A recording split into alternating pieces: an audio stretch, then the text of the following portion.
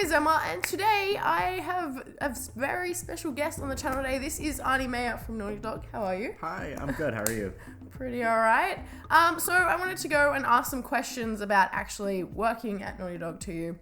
As a lot of you guys are probably curious about. Pretty much though, like story-wise, when I was about 8 years old, I got Jak and Daxter for Christmas off my grandma. And it was the first time I can remember in a game where I remember like a title sequence at the start of the game, and like Daxter got knocked over by the Naughty Dog logo, and I looked at it and I was like, I want to work there when I grow up. Like that was the first sort of career ambition that I ever had. So it was really awesome to be sitting near you. So can you firstly go through your current role at Naughty Dog and how long you've been there? Sure. I've been at Naughty Dog for 7 years now. And I'm the director of communications, but basically I do everything that you see that comes out about Naughty Dog as a studio or a game. So whether it's t-shirts that we make or like vinyl music sets to blog posts, social media, going to events like this, being on panels, helping to put together trailers and screenshots, like basically anything that comes out about our game is something that our group basically works on. Awesome. So Naughty Dog have sort of landed hit after hit after hit in games. I don't think they've ever had a fault. Do you think it's partly to do with not just the internal talent, but it's also like the internal culture of the studio? I think the culture is something that contributes quite a bit to, I think, the quality and the type of games that we do. We're really collaborative culture. Okay. And everyone's open to feedback. So that's the big thing. Is one of the things we've always talked about is that anyone from any department could go to any other department and give them feedback on something they're working on. So, a software engineer could go talk to a game designer about the level design or some aspect of scripting that they thought could be better, or maybe didn't agree with, or maybe they thought it was really great and you should do more of it. And it starts a conversation. And then because we have an open floor plan, other people might listen in, join in, ends up being this group conversation. And generally it feels like the ideas that are really strong start to resonate, and then we start going off in that direction. So it's almost like there's a little bit of like group feedback that I think keeps making the games better.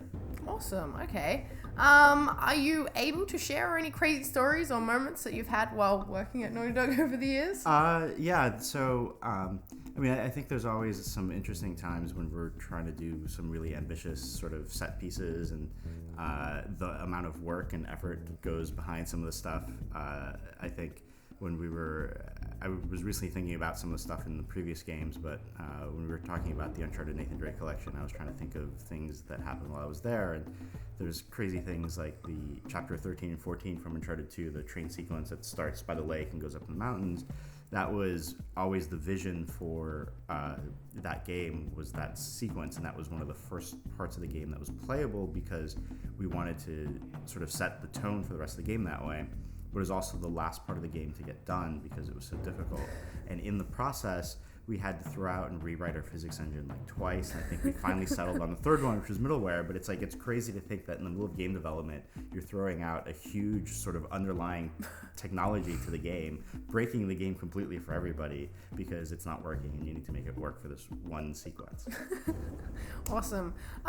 Sort of on the opposite side of the spectrum, what is the hardest part about working at Naughty Dog?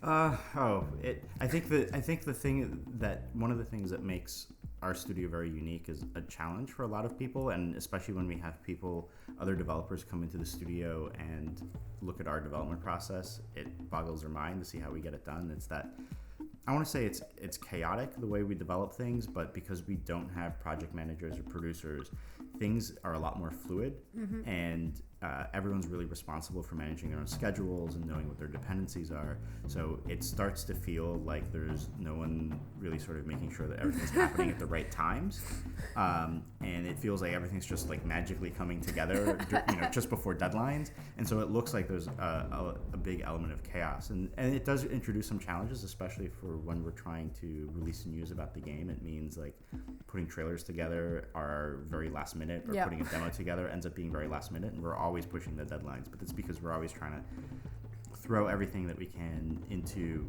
creating that demo or that trailer. And so we're pushing up against deadlines. And again, because everyone's sort of managing themselves, it just sort of all snowballs that way. Awesome. Last question for this sequence.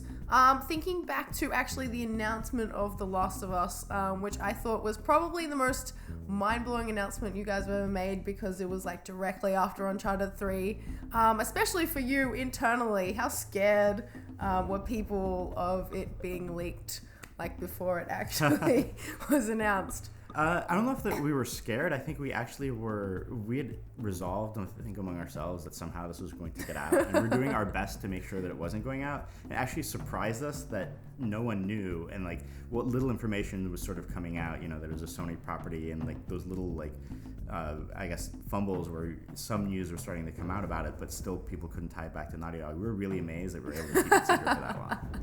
That was good skills. Thank you for answering the questions. Can you let the audience know your Twitter handle as well as when Uncharted 4 releases? Sure. Well, you should definitely follow the Naughty Dog Twitter handle, because it's more exciting about the game than mine, which is @naughty_dog. Mm-hmm. But if you do want to follow me and you just see pictures of food and where I've been traveling. Food is good.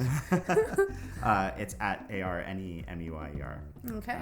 And I'm sorry, I already forgot what the other part you wanted me to talk about. I wanted you to say when Uncharted 4 was releasing. Uncharted 4 is releasing on March 18th of next year, and we do have a multiplayer beta that comes out December 4th to the 13th this year. Awesome. Okay, thank you, and I'll talk to you soon. Thank you. Bye.